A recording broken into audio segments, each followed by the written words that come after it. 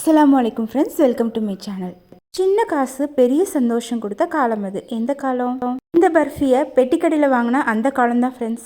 எப்படி பண்ணுறதுன்னு பார்ப்போமா? 1 கப் பொட்டுக்கடலையை நல்லா பவுட்ரு பண்ணி எடுத்துக்கோங்க. அப்புறம் அதே அளவுக்கு சர்க்கரை எடுத்துக்கோங்க. கூடவே 2 ஏலக்காய் சேர்த்து பவுட்ரு பண்ணிக்கலாம். நல்லா ஃபைன் பவுடராக பண்ணதுக்கப்புறம் ஒரு பேன் எடுத்துக்கலாம். எந்த கப்பில் பொட்டுக்கடலையும் சர்க்கரையும் மெஷர் பண்ணமோ அதே கப்பில் 1/2 கப்புக்கு நெய் எடுத்துக்கலாம்.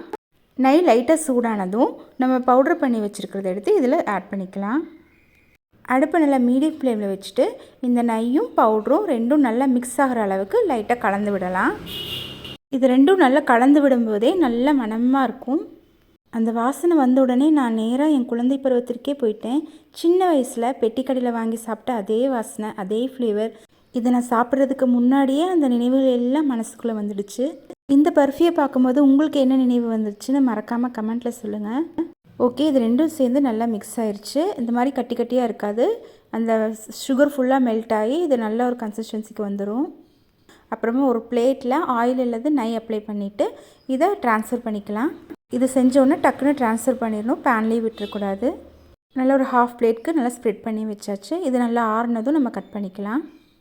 இது செஞ்சு பீஸ் போட்டதுக்கப்புறமும் கொஞ்சம் கொலன்னு சாஃப்டாக தான் இருந்தது.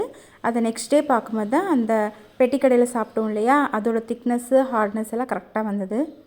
இது நல்லா ஆறுனதும் நம்மளுக்கு தேவைப்படுற சைஸில் பீஸஸாக போட்டுக்கலாம். பீஸஸாக போட்டு ஒரு கண்டெய்னரில் ட்ரான்ஸ்ஃபர் பண்ணி வச்சுக்கலாம். இப்போ பார்த்திங்கன்னா ரொம்ப ஸ்வீட்டாக ரொம்ப சாஃப்டாக இருக்கிற மாதிரி இருக்கும். ஆனால் நெக்ஸ்ட் டே கரெக்டான டெக்ஸ்சருக்கு வந்துடும். இந்த வீடியோ உங்களுக்கு பிடிச்சிருந்துச்சுன்னா லைக் பண்ணுங்கள். உங்கள் ஃப்ரெண்ட்ஸ் அண்ட் ஃபேமிலி கூட ஷேர் பண்ணிக்கோங்க. இந்த ரெசிபியை ட்ரை பண்ணி பார்த்துட்டு எப்படி இருந்துச்சுன்னு கமெண்ட் பண்ணுங்கள். மறக்காமல் சப்ஸ்கிரைப் பண்ணுங்கள். தேங்க்யூ.